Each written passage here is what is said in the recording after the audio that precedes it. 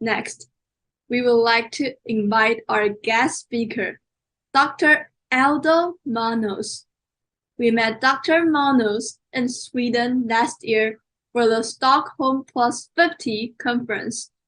Dr. Manos was one of the facilitators in the establishment of the UNEP amongst many other great initiatives.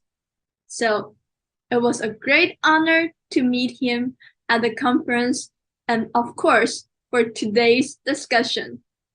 Let's welcome Dr. Manos.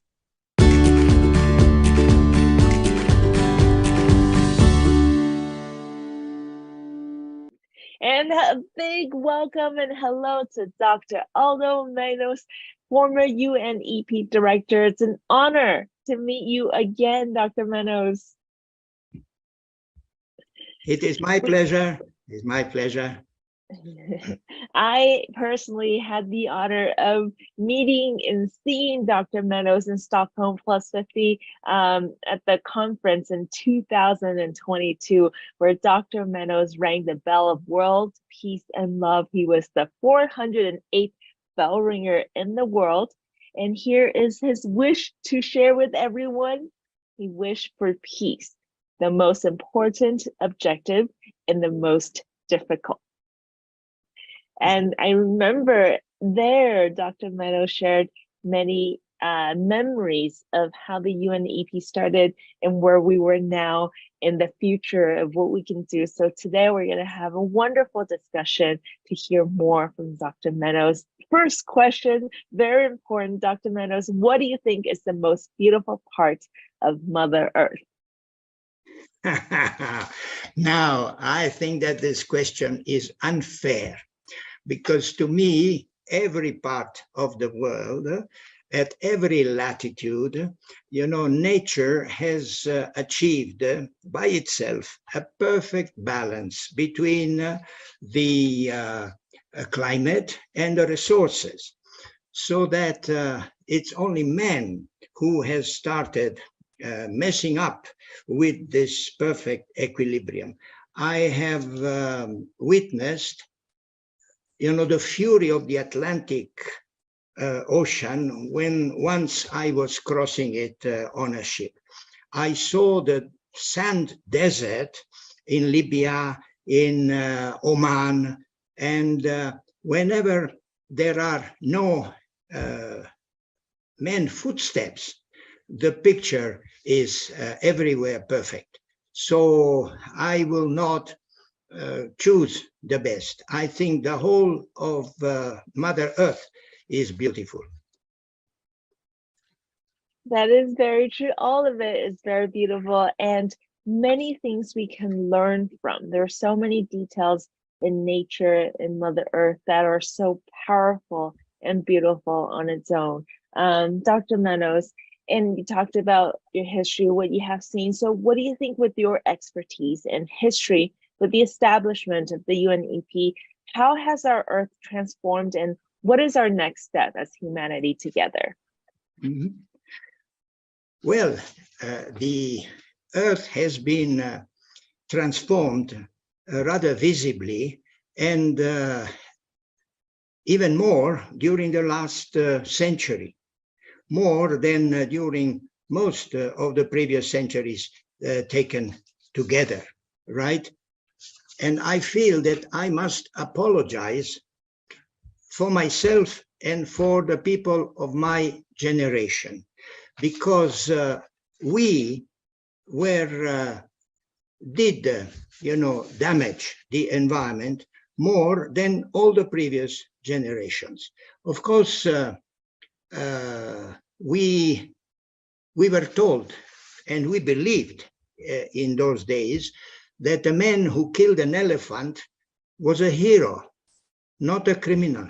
That a lady who wore a mink coat or a leopard coat was the epitome of elegance, not an epitome of stupidity. That to smoke inside the car, in a train compartment, on an airplane was the norm and not the way to spread cancer. So we believed in these things until one day our eyes were opened, and I feel that the next generation will avoid the mistakes that we did. I can remember one flight. It was a Turkish airline many years ago, where everybody on board was smoking. And I called the assistant and I said, but I had asked for a non-smoking seat. And you know what he replied to me? So don't smoke. Terrible, terrible. Yes, I think this will be the extent of my second answer. Of course. So it will take a very huge initiative to transform our mindset. Now with new knowledge, we can do better. We can, absolutely. Many different things we can do now. So we know with the United Nations, there's the effort on the UN decade on ecosystem restoration. What do you think are some actions now with knowledge and expertise from our friends around the world? What are some actions that the general public can take to support the initiative? Well, I think that one thing we need certainly first is more education and information about the environment. Now that we know the extent of the damage to the natural environment, we have satellite pictures, which we didn't have in the past. We have data collected by every single government in the world. This is one aspect which has to be increased more than even what we have now. Secondly, we need more research and innovation, so that we would have the equipment, the gadgets, which are not as damaging for the environment as the ones that we are using today. And thirdly, but more importantly, we need small gestures by every day, but repeated 8 billion people, but this is how many we are here on Earth today, repeated every single day, then together, education, information, innovation, plus action every day. This will make the trick. We can't underestimate the small actions we take. It really creates a butterfly effect on the other side of the world, right? Oh, yes, certainly, yes. So everyone can come together, you and I, even the viewers around the world. There's so many things we can take. There's so many things we can do, actions we can take as long as we're willing to, with the information in the research and information we have access to nowadays. And now, Dr. Manos, on this platform, conscience is a key part where we can talk about, see how the connection is to every topic that the United Nations hold. There are many things we can do. What do you think, our conscience, how does it take part in our taking care of the earth? Well, to me, conscience and awareness are synonymous. Because once we realize deep down that we have only one Earth, that technology and money alone will not save us, that nature has its laws that we cannot break, and if we do that, we do it at our peril, then this negative trend, which we have started, but fortunately managed to stop, I think in time, then we will reverse this trend. I will give you an example of an action or two. One action I witnessed in Geneva, Switzerland, many years ago when I was working there. I saw along the Lake Geneva a foreigner, a tourist, who threw a small piece of paper on the pavement and continued walking. A gentleman, a Swiss, a very elegant, very important looking, probably a banker.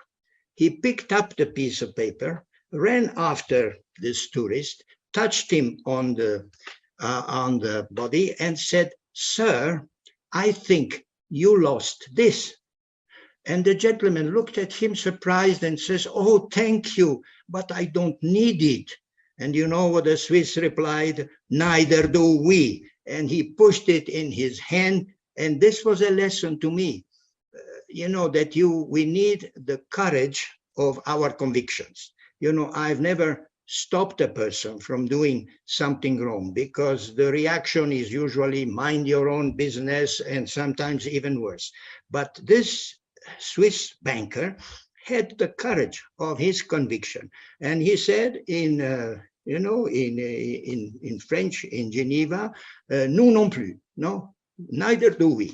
The second lesson that I've learned was here in Kenya. I was doing some bird watching when I saw a Maasai walking towards a small river. There, he wanted to wash his face. He crouched by the river sideways, scooped some water from the river, washed his face so that the so-called dirty water would not fall in the river, but on the soil and the land where it will be later absorbed and clean. This to him came naturally, because to him that water, that river, was the life of his family, of his animals, and so on. Nobody taught him. He never went to school about the environment. He never saw our programs.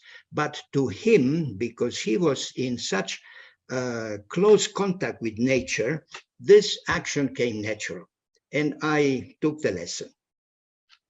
Yes.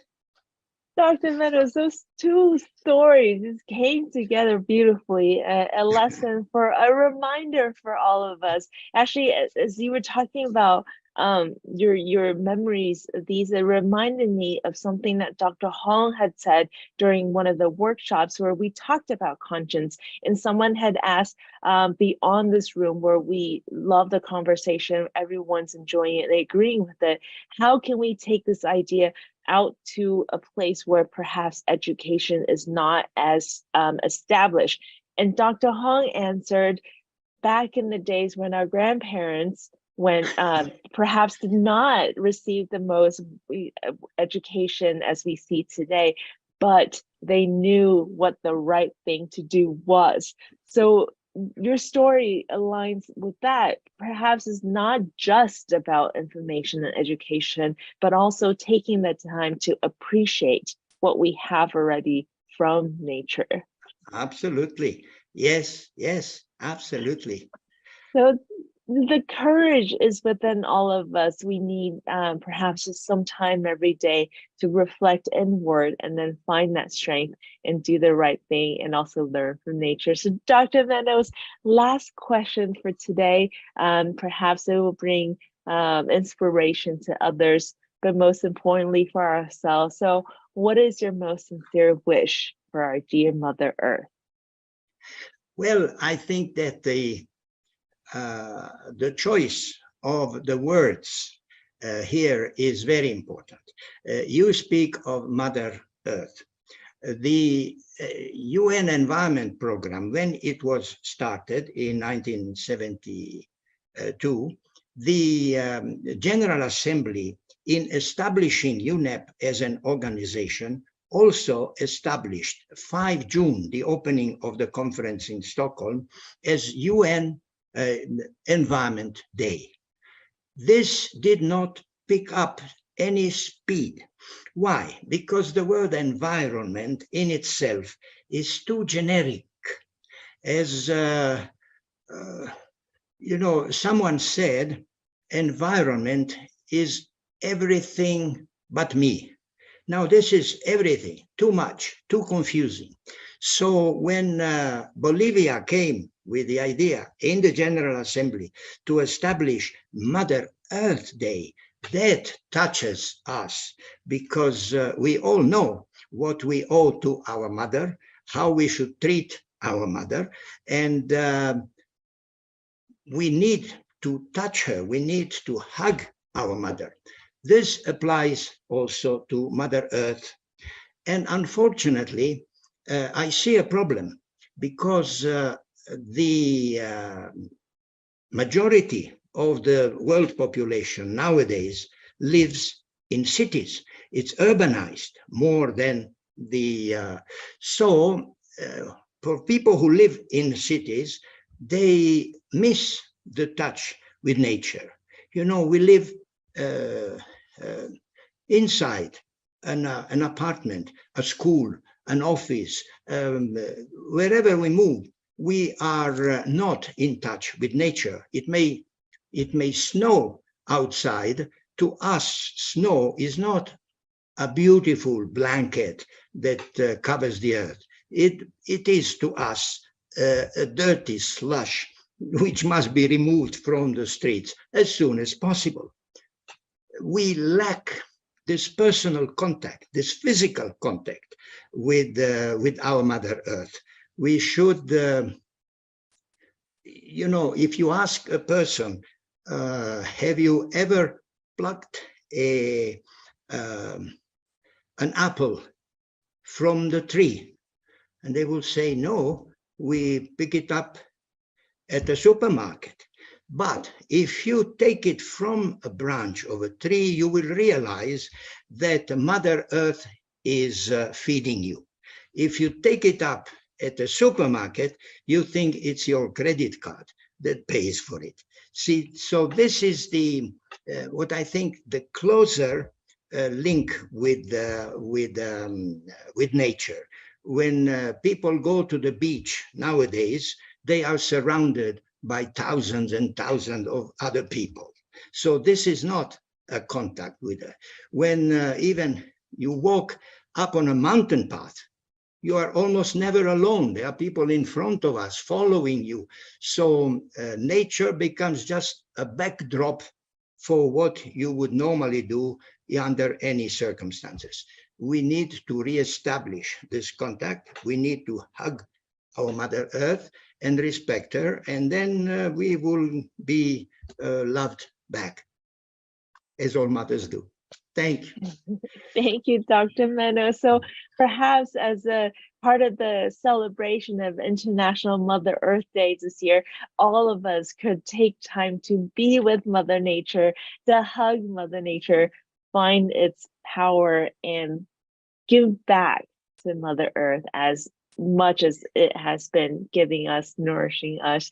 Thank you, Dr. Manos, for joining us on this conversation today. We hope our viewers have found inspiration from the great stories that we heard. Well, it's a modest contribution, but I was happy to be involved by you, and all the best for the future. Thank you. Thank you. Thank you for joining us. Thank you. Bye.